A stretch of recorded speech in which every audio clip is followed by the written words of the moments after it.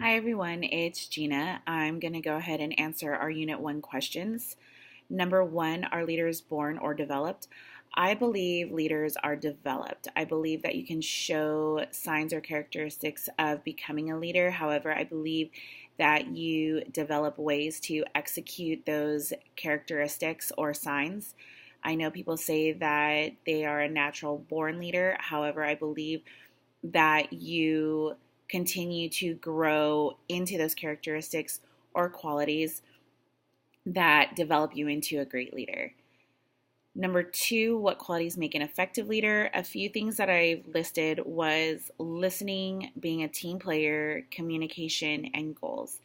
I believe being a leader, you have to be able to listen to the team that you are leading, whether it is your team or whether it is your class. You need to be able to listen to any questions, concerns, ideas. Communication. I believe communication is another key point of being a great leader. You should be able to communicate with your students, with your athletes.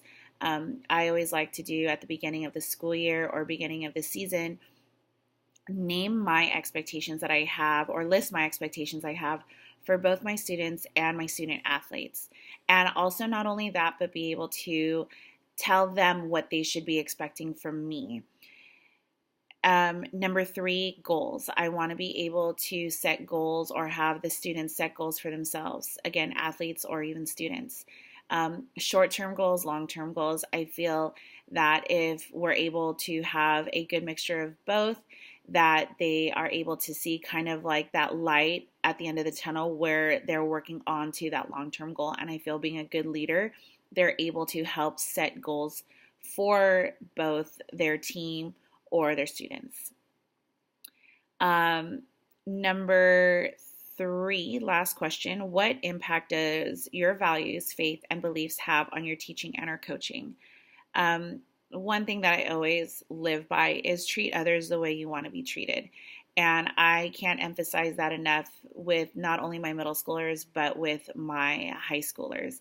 And it's still one of those things where obviously, especially my middle schoolers are still growing up, they're still maturing, and it's a constant reminder. So I'm constantly reminding them, how would you like it if someone said that to you or if someone treated you that way? Um, Patience. I believe God blessed me with patience. I believe that He allowed my patience to grow the past 2 years working with elementary school students, and especially this year working with middle school students. I believe that every time I go home, I am able to say that I'm not as exhausted as I was because my patience has grown a little more every day. Um, I believe that if I chose to be a teacher, it was the path that God's given me.